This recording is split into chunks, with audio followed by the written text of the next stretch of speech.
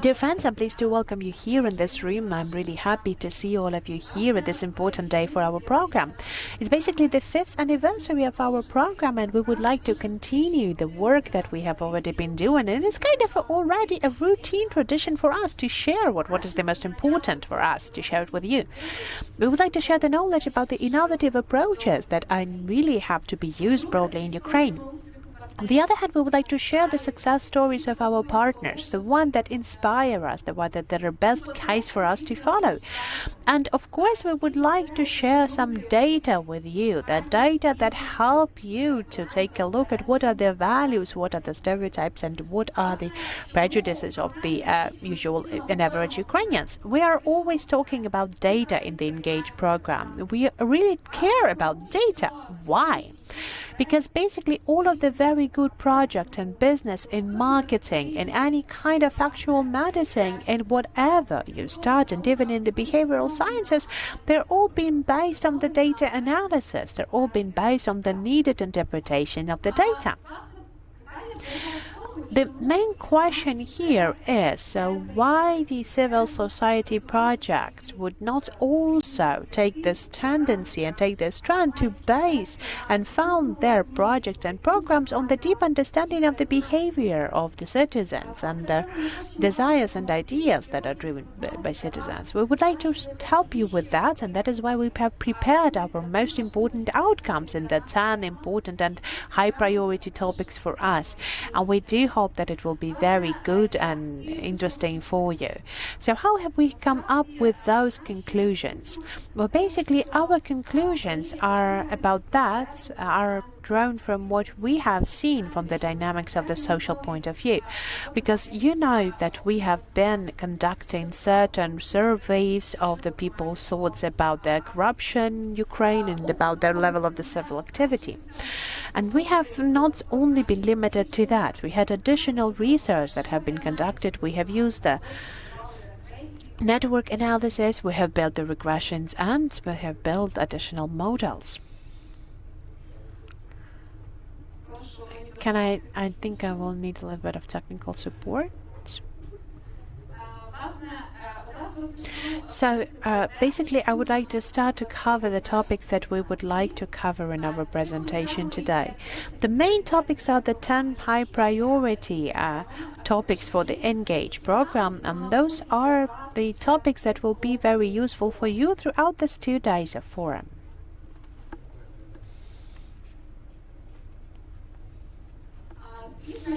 Of course, we're going to be talking about the civil engagement. We're going to be talking about the awareness about the different types of option on the civil engagement and civil activism. We're going to be speaking about the anti-corruption, the feeling and understanding of the reforms, the sustainability and resilience of the social sector, about the gender aspect of activism. We're going to be speaking about the motivation, and we're going to be speaking about the civil competences. The first output that we would like to share with you, it is considered the most important topic for Engage, the engagement, level of engagement to the civil activism, and the level of informedness of the social activism details. The data that we have had about the dynamics of the civil point of view and the social point of view, they have already shown us that the participants of the Engage events, who are the active participants of the Ukrainian social life, they have 3 points better, higher rate of the civil awareness that we have measured according to our survey on the civil activism. And among the questions, we include the 13 questions that we call the CLT, the civic literacy test. The overall population, they are less aware of the main civil competences, and we can already draw a conclusion that basically it's only about the practical need. Only the practical need, it improves the level of the practical awareness on the civil competences. The civil competences, they are directly connected to the activism. Only those people who feel their urge, their need to be engaged into actions, they feel the need to learn more. Moreover, very interesting conclusions that have already been provided to us by the regression analysis and the building of the statistics models. This data and these models, they have shown us that the overall civil literacy in Ukraine and civil literacy of Ukrainians has a really powerful correlations on social and demographical factors and the structure of the society factors.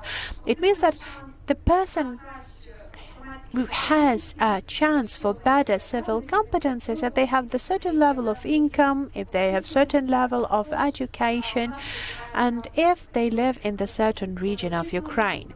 Because unexpectedly we have had those conclusions coming up that the people from the western parts of Ukraine, they have slightly better understanding of the mind's civil competences. So they have slightly better knowledge and understanding of those things that includes the knowledge of the main positions on the rights and the duties of the people, of the citizens, and the main issues of the civil and political life. Another unexpected output of our analysis was that the civil literacy also depends on the awareness of the three types of the civil engagement. So providing with the informational queries, participation in the work of the multi-storied assemblies, and then working and participating and signing of the e-petitions.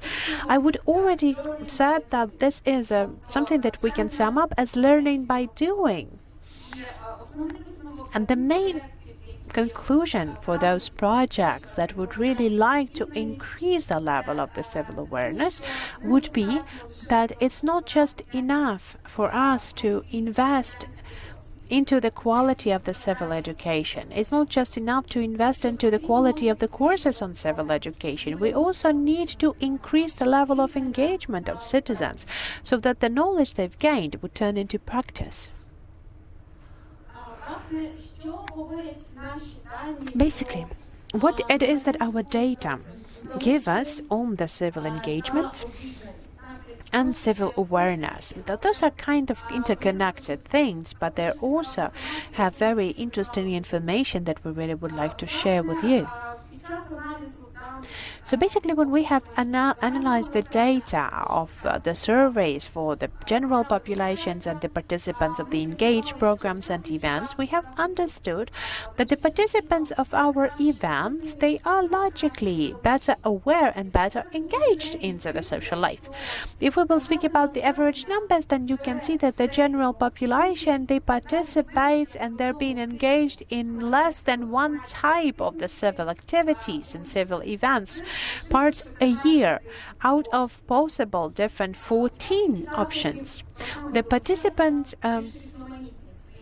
of the engaged assemblies, they are more diverse in their participation, and they participate at least in 4 different options and the 4 different variants of the civil engagement events.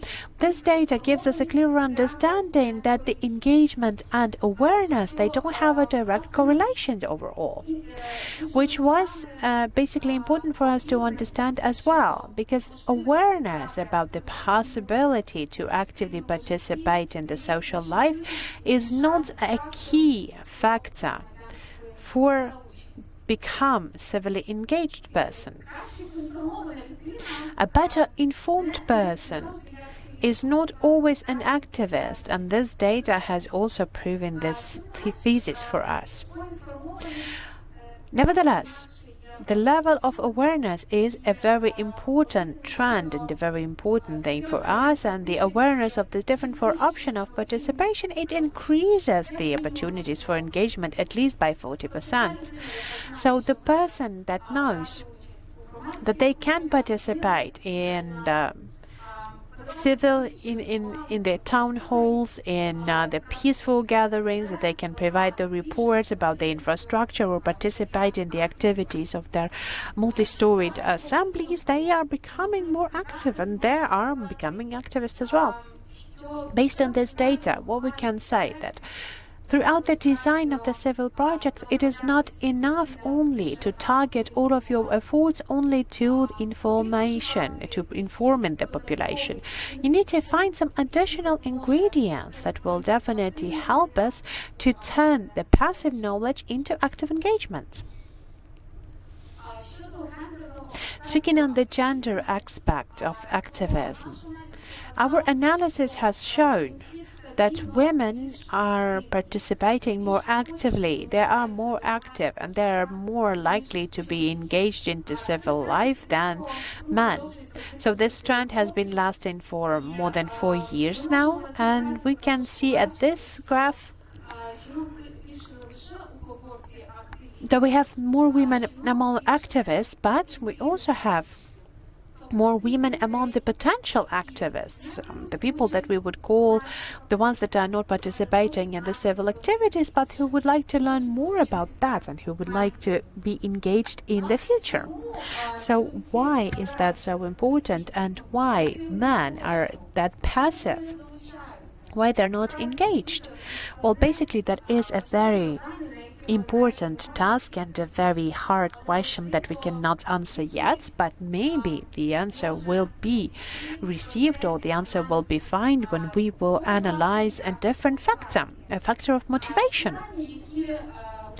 The data that we have analyzed, the data that we have processed, they're constantly been hinting us that in the activist formula, there always this essence of this, unseen or unclear element yet. The one that is this combining ground, that is this third element that gives an opportunity to change the knowledge of people into the actions, and that is something what we call motivation. Motivation, as it turned out, has turned out to be the factor that has approved and improved both the civil engagement and the civil awareness in the same time. What can we say about motivation overall? Unfortunately, we don't have the segregated data on every certain situation, but we can say that Ukrainian citizens, they do not actively participate in the lives of their communities because of overall lack of time. So basically, maybe that's historically driven, that Ukrainians believe the activism to be a non-obligatory or voluntary activities.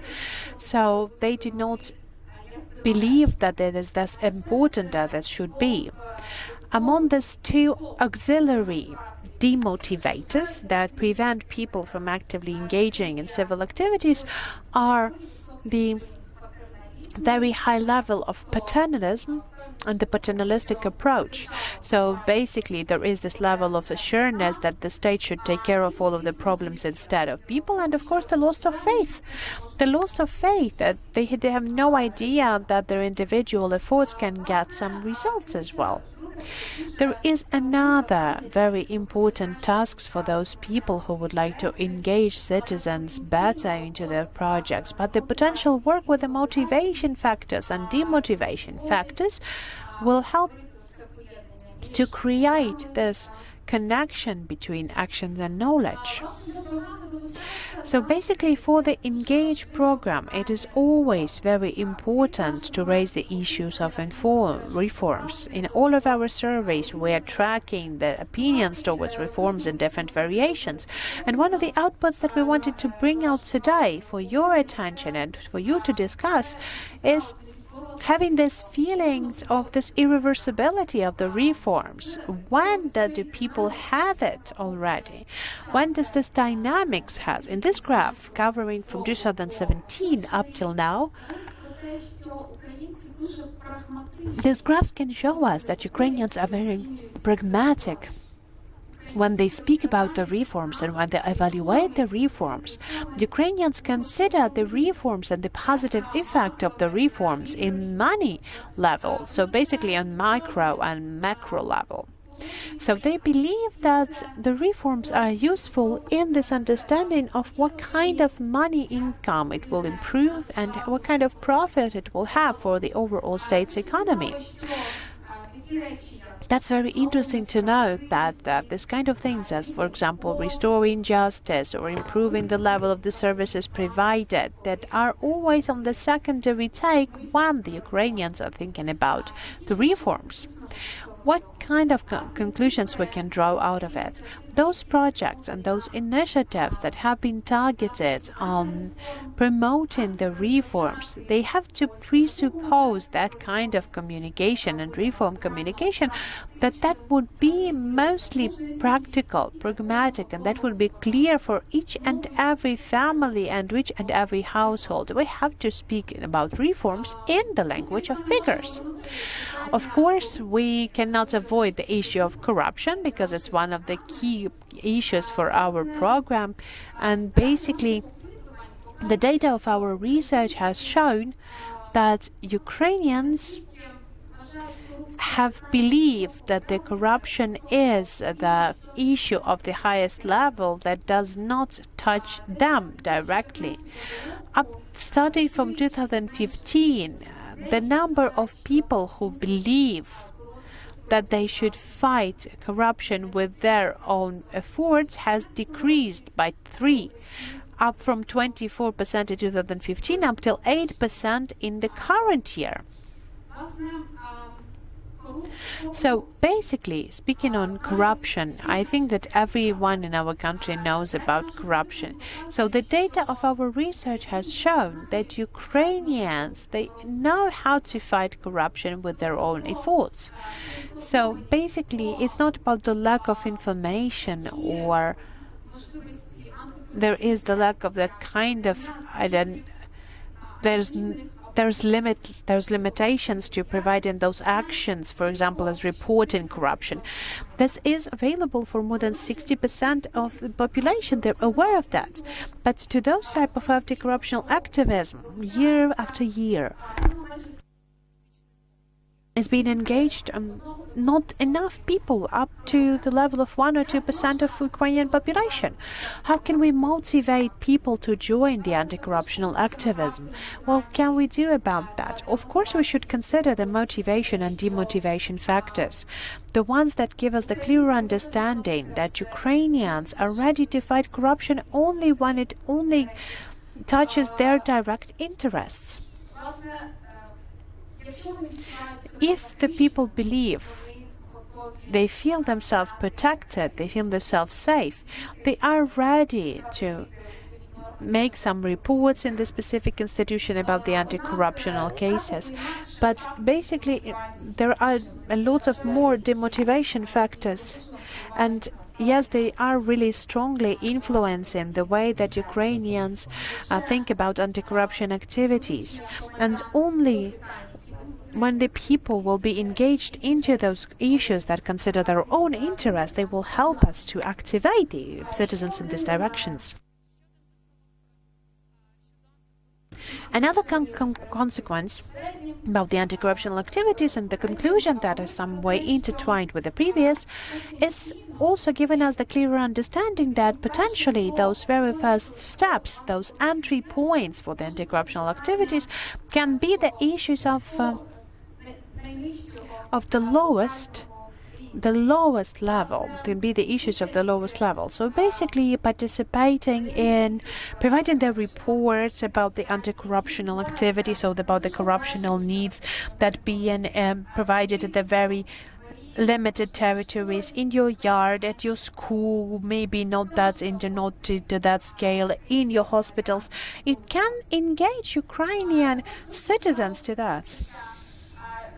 And it is very interesting to take a look at those trends and to take a look at that. What are the anti-corruptional moments are important, that people believe that the anti-corruptional fighter is a good citizen. And the next graph will show that as well. But in real life, in real actions, the Ukrainians do not want to meet this ideal frequently. Another conclusion that we wanted to share was the conclusion of the network analysis that we have already concluded in the next 3 years.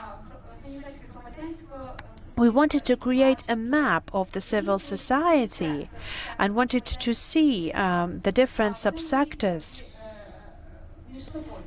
how they collaborate. The same analysis that we've had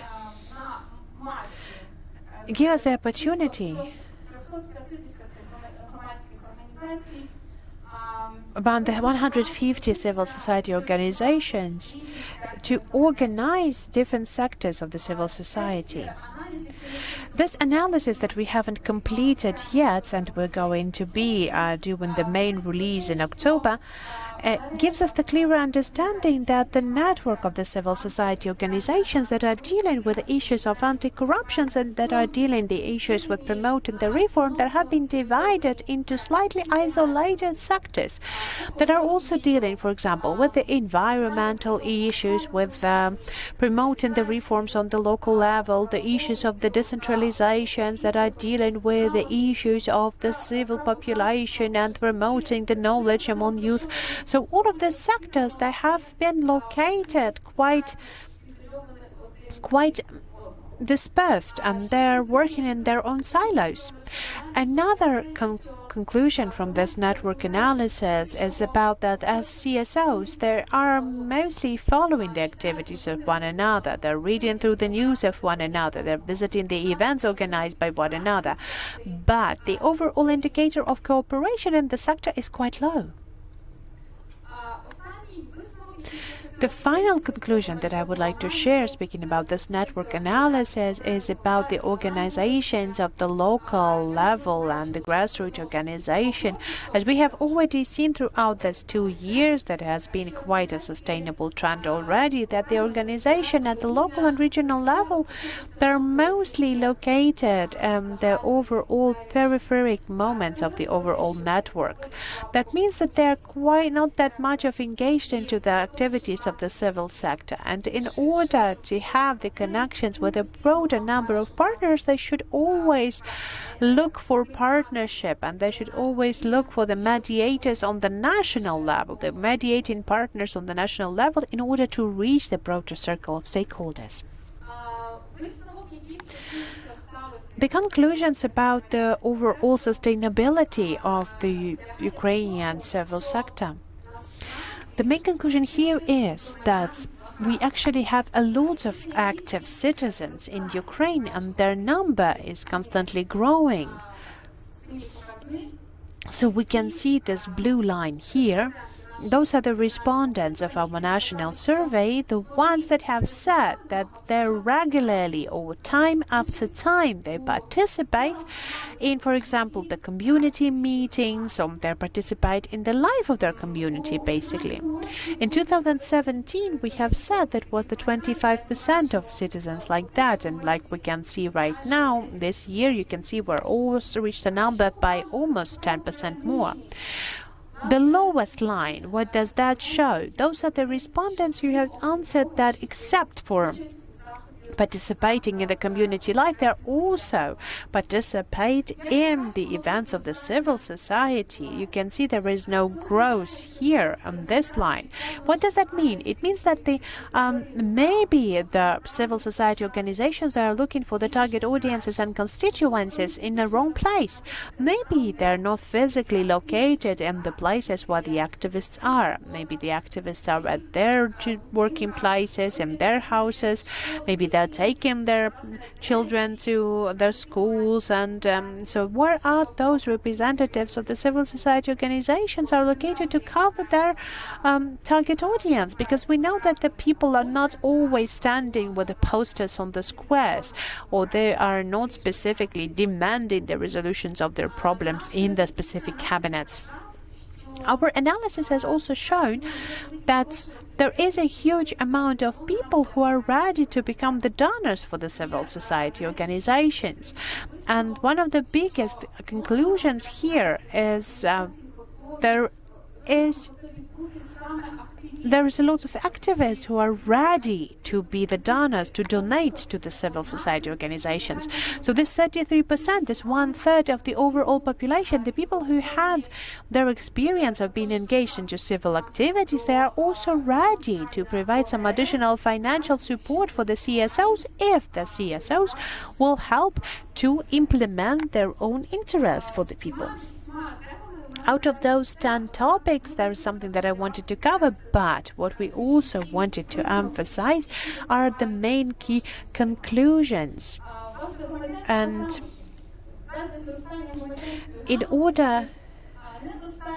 in order to increase the level of the civil engagement, it's not just enough to provide a better way to teach people about the civil education. You need to build engagement and awareness. When people are informed about the options of the civil activism, it is important, but it's not the main indicator, not the main thing why people participate. So when we're designing the civil project, we have to analyze the motivation and demotivation of the citizens. Speaking about the motivation and the gender aspect, overall, considering the personal motivation for people can help the CSOs to become more diversified, to be more targeted in their efforts, and to be more concentrated, and thus to engage both men and women in the best way for their activities.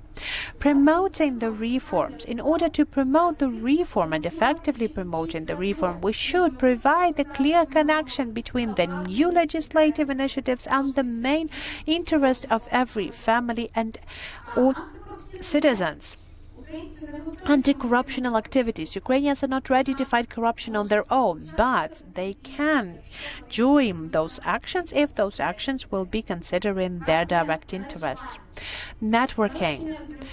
Building up connections, building up different types of connection and different types of collaboration or communication and collaboration or overall communication, improve the resilience of the sector and building its coherence. And the final outcome for us is the sustainability of the civil sector. The donors of the CSOs will be mostly provided by the activists, the active people that have been not participating in the activities of the civil society organization. So we have to be active in this direction.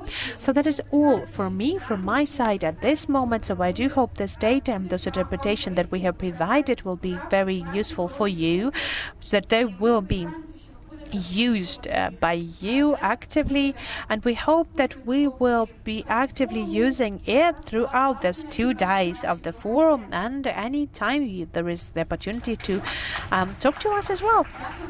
Okay, thank you very much, Olena, but please stay with us, Olena, because we are really sure that this data is very important for all of us. But if you'll have any questions, then we have this opportunity to take some questions now. So the first hand, so please, dear friends with microphones, can you please help us? Please pass the microphone.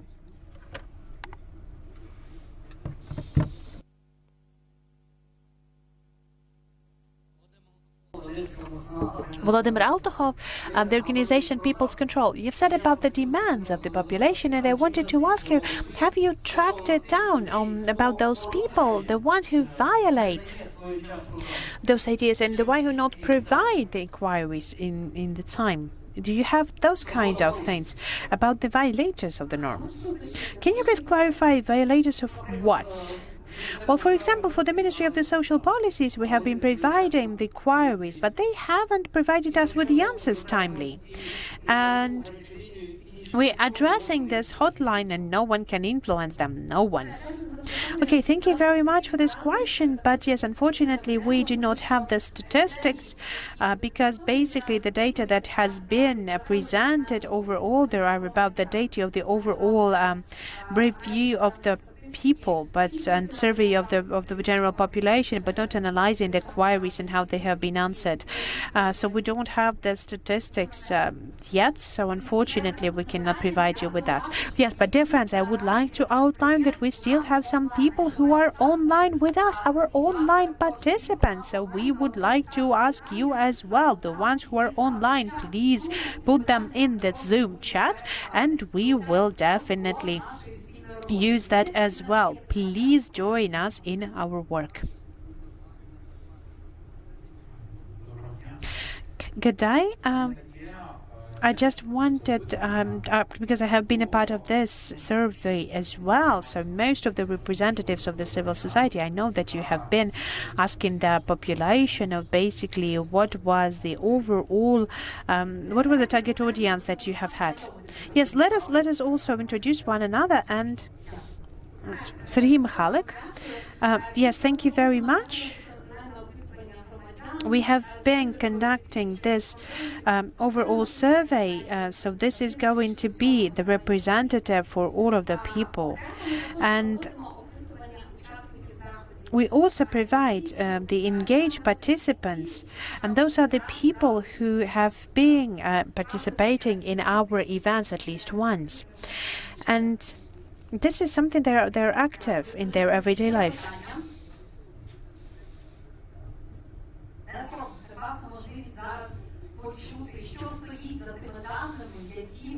What is about those data that you can receive from us? Okay, I have a question as well. We have online question. I'm going to reply for the people from online. I will provide the words to them.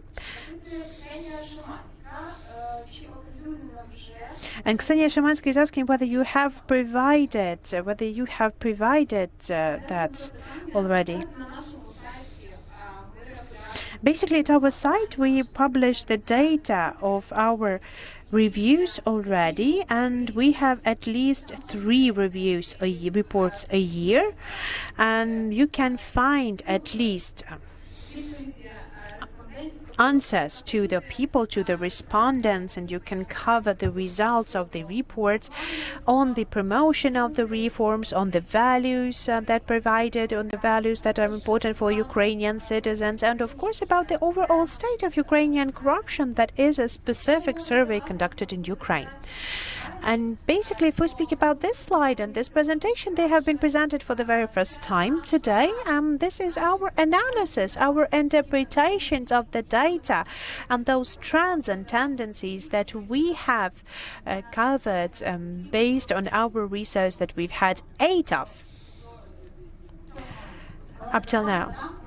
So let me also add up to that, because this data and this analysis that you have seen today, you will not find it anywhere, because it was a premiere show of this data. But as a speaker, I know what is the most important information, the information that has been taken photos of.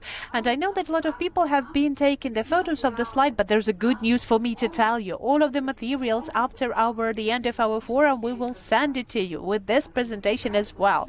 So, dear friends, I think that you can wait to have those presentations and those materials up till the end. So please, there are some more questions from online here. So Hanna Hubenko from Sumy is asking as well, Olena, in your opinion, why do you believe that there's this low level of engagement in between the CSOs? Why the CSOs, they're not engaged that much for the civil activities and for the civil Okay, I think I should interpret the question in some different way. So why the CSOs, they're not networking that much between one another? If that's what it's meant, then if we're speaking about this aspect, then basically the networking is this trend that is currently only being raising in Ukraine. And in order to empower it, we need some additional efforts that will be specifically targeted for the development of the networks. It is a very good time for us right now to improve the networking between the civil sector. There are a lot of donors that are doing that in USAID Unity, and our project is working on that, and we do hope that when our joint efforts will be able to provide this idea to the civil society organization, that by networking they're gaining more power, because they then will have more resources for the implementations of their project. They will have more knowledge because they will exchange the experiences they have. And then it will all bring back to the symbolical capital, because basically sooner or later the symbolical capital is going to help them to empower the CSOs. Okay, we have time for 2 more questions, and please introduce yourself and then we pass the floor to this label. Yes, good day, my name is Volodymyr, the Flora CSO. Please, can you tell us, in your research, have you presupposed the administrative territorial marker? So have you been tracking the level of the civil activity on the level of villages or towns in the specific locations. I will clarify my question in a way. Can we use your research and can we evaluate whether the creation of the amalgamated communities has become the main catalyzer to improve the civil activities on the level of the different territories? Yes, thank you very much for this question. It is a very important and much needed question. Unfortunately, when we had our national survey with a selection of 2,000 respondents, we cannot track the overall civil opinions in the specific regions, or not even considering the communities. But our review of the AIDS wave that has been conducted in January this year, it covers some additional information in the 4 high priority regions for us. There are the so-called boosters that give us the opportunity to consider of what the people think and what are the values and what are the attitudes towards reform that have been applied by the people of the 4 regions: Zaporizhia region, Kharkiv region, Kherson and Sumy region. So we can give you more detailed information about those 4 regions. On the amalgamated territorial communities, we will not be able to provide it to you, but maybe someone will listen to your questions and someone will conduct this targeted research just to see the impact of the different regions and the impact of the amalgamated communities to the development of civil society.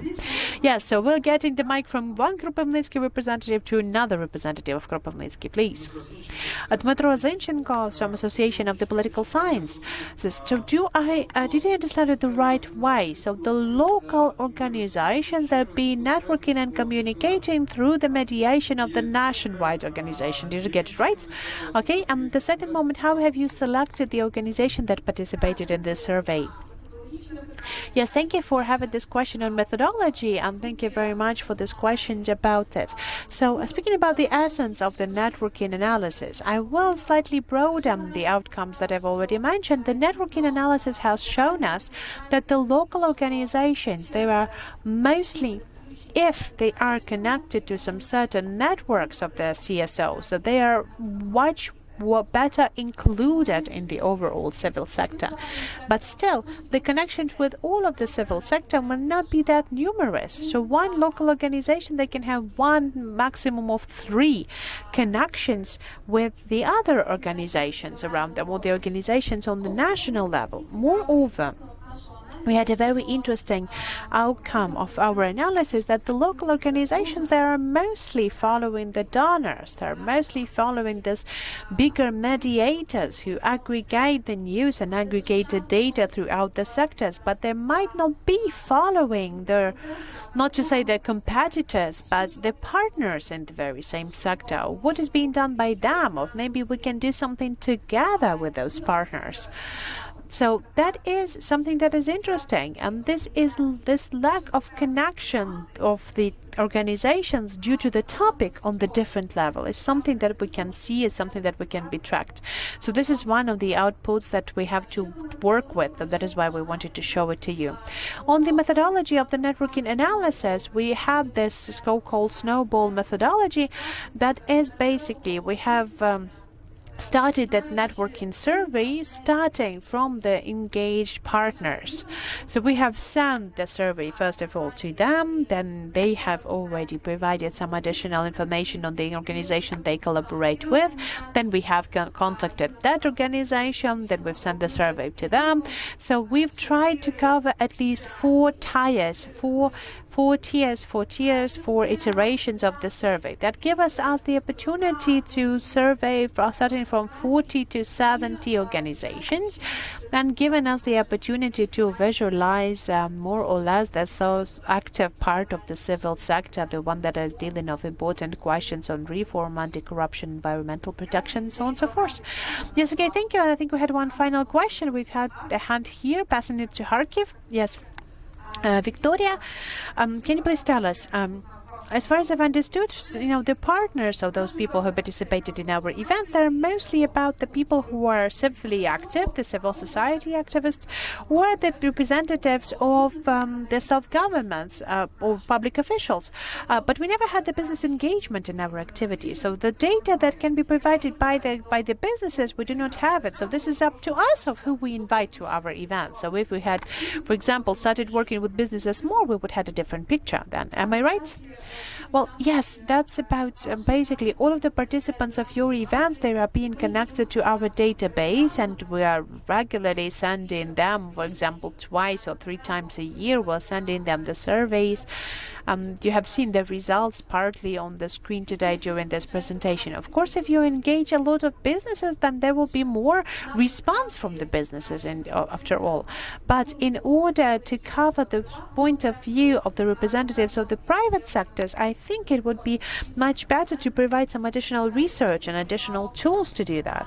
The next 2 years of our program, they have this greatest task of improve the sustainability of the civil sector.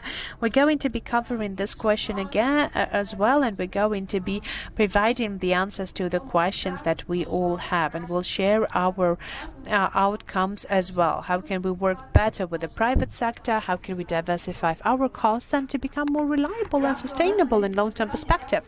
Yes, thank you, Olena, for your answering the question. Thank you very much for this premiere of our today's analysis. Thank you very much, Olena. Let's thank our colleagues. Thank you.